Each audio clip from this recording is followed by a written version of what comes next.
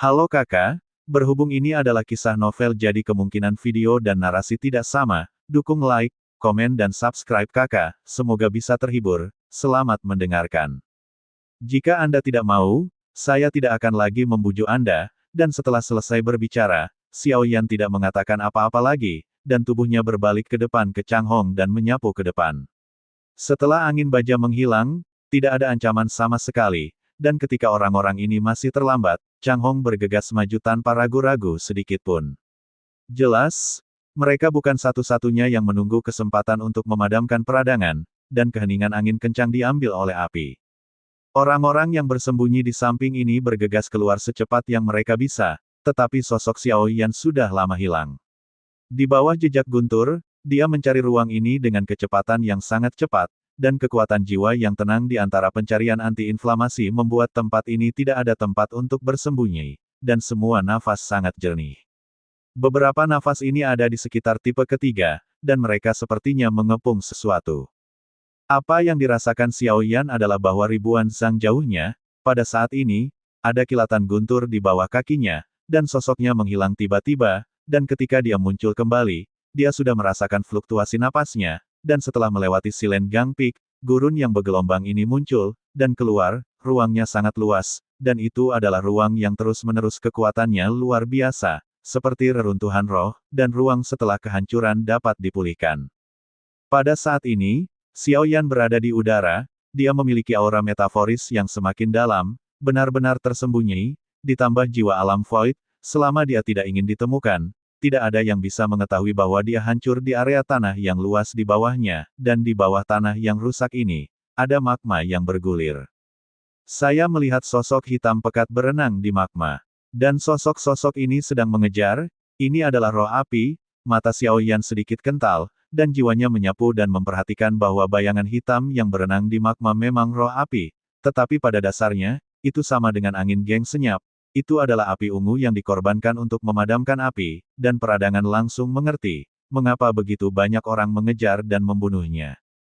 Jelas, orang-orang ini telah menemukan keberadaan api ungu, tetapi bahkan jika mereka mengetahuinya, tidak ada yang memiliki kemampuan mutlak, dapat secara paksa mengandalkan kekuatannya sendiri untuk memenangkan Xiao Yan seperti anti-inflamasi, dan kemudian matanya tertuju pada orang-orang ini, tanpa kecuali, mereka bukan orang yang kuat, tetapi dari dunia luar, seolah-olah tidak ada orang kuat di alam seperti itu.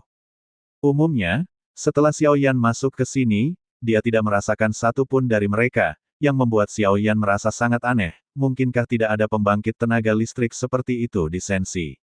Atau apakah zona misterius itu jebakan untuk menarik orang luar? Xiao Yan memikirkannya, ini agak seperti tulisan tangan permaisuri, dan pada saat yang sama mencari pencerahan untuk Xiao Yan, itu juga merupakan kesempatan untuk mendapatkan pengalaman yang cukup dalam keadaan seperti itu. Orang-orang ini sepertinya bukan dari dunia yang sama, total ada 5 orang, tetapi pada kenyataannya, mereka hanya dipimpin oleh 2 dari mereka, dan mereka mengikuti tatapan Xiao Yan untuk melihat sosok seni bela diri, tetapi keduanya adalah kelompok yang sangat mencolok dan terlarang. Saya tidak berharap Anda masih ada, saat Xiao Yan mengamati, orang lain berbicara, dan sosok yang dia katakan terlihat sangat istimewa. Meski berbentuk manusia, kulitnya berwarna merah tua, seperti cerutu tebal. Ketika saya melihat kulit seperti itu, saya bermimpi untuk bertarung lagi. Ketika daratan pertama kali memenangkan percikan teratai biru, ia juga menggunakan terong darah seperti itu untuk menahan suhu api yang tinggi. Namun, keropeng di tubuh orang ini jelas ras khusus seperti apa yang memiliki resistensi yang lebih tinggi dari ras terlarang. Percakapannya secara alami jatuh di telinga Xiao Yan, dan dia belum pernah mendengar tentang rambutnya yang kering dan kasar sama sekali, dan terkadang tidak berangin dan otomatis, seolah-olah ada percikan samar, di mana kata-kata pria itu padam. Klan terlarang mengabaikannya, tetapi bergegas langsung ke magma dengan sesama klan di sampingnya. Benar saja, sekelompok orang yang tertegun tidak mengucapkan sepatah kata pun. Kelompok orang tercengang ini gila, mereka melahap api dan hidup. Seluruh ras telah menghabiskan hidup mereka menaklukkan api dan sangat terpesona oleh api yang kuat. Kadal monitor roh api ini memiliki baju besi kulit yang tebal, dan hanya perutnya yang memiliki kesempatan untuk membunuh, tetapi memiliki kaki yang dibumikan bercampur api, yang membuat sakit kepala. Pada saat ini, di bawah tanah yang hancur, semburan lava dimuntahkan. Jangkauan semburan yang bergelombang, sangat lebar.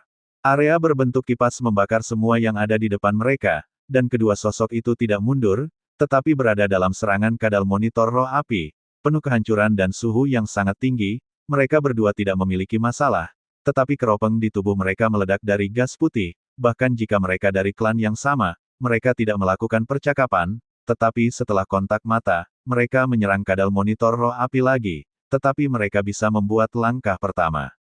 Karena dia tidak berbicara, maka jangan salahkan kami karena duduk di atas keuntungan nelayan pria itu menyilangkan tangan dan dadanya, melihat tinggi, dan ketika Xiao Yan memperhatikannya, dia memancarkan kekuatan jiwa yang cukup kuat, jiwa polisi kekaisaran, dan dia telah mencapai puncaknya, dan sepertinya dia harus menjadi seorang alkemis. Xiao Yan mencubit dagunya dan pria itu tidak akan pernah membayangkan bahwa ketika dia memikirkan manfaat nelayan, ada burung kutilang kuning di belakangnya di belakang kadal monitor roh api ini, meskipun mengandung api ungu, tetapi sangat lemah. Mungkinkah masih ada banyak roh api seperti itu? Dan segera Xiao Yan sekali lagi menyebarkan kekuatan jiwanya yang habis, dan benar saja, seperti yang dia harapkan, ada dua nafas lain di sini. Jika diubah oleh gumpalan api ungu, maka setidaknya ada 5 roh api seperti itu, dan sekarang hanya ada 3 yang tersisa, dan 2 lagi telah musnah. Untungnya, Xiao Yan tidak lagi terlambat, dan membuang-buang waktu untuk mengamati. Mereka tidak memenuhi syarat untuk menjadi musuh mereka. Saudara, halo, saya tidak tahu dari dunia mana saya berasal, pemburu harta karun Sensi Xiao Yan. Saya melangkah keluar dari sosoknya yang tersembunyi dalam satu langkah, tiba-tiba mengembun, dan tiba-tiba, tanpa pria itu memiliki persepsi apapun, muncul di sampingnya, pria dan Sisi, keduanya, terkejut, dan segera membuat postur bertahan. Siapa kamu? Setelah saya menunggu pedang ilahi 9 surga 9 putaran paviliun Jindan untuk memperhatikan luar biasa Xiao Yan, dia segera bereaksi, dan mengepalkan tinjunya ke arah Xiao Yan, tanpa pengertian apapun, kecuali dia benar-benar yakin, dia memilih untuk memberi hormat terlebih dahulu dan kemudian prajurit.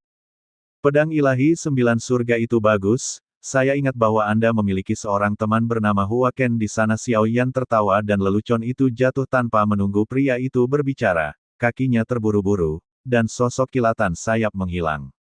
Apa yang dia katakan? Apakah Hua Chan dari alam Dewa 9 surga memiliki karakter ini? Nama itu terdengar sangat familiar, dan pria itu tercengang, dan pikirannya tidak ada habisnya.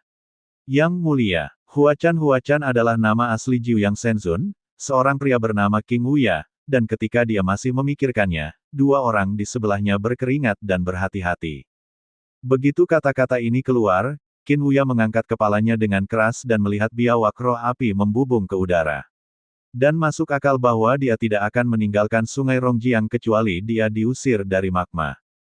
Terima kasih sudah mendengarkan kakak dan yang sudah subscribe. Untuk yang belum subscribe yuk subscribe kakak. Semua cerita sudah Mimin simpan di playlist supaya bisa kakak ikuti. Bila suka cerita Mimin jangan lupa subscribe channel Mimin dan share channel Mimin ke seluruh penjuru benua. Terima kasih.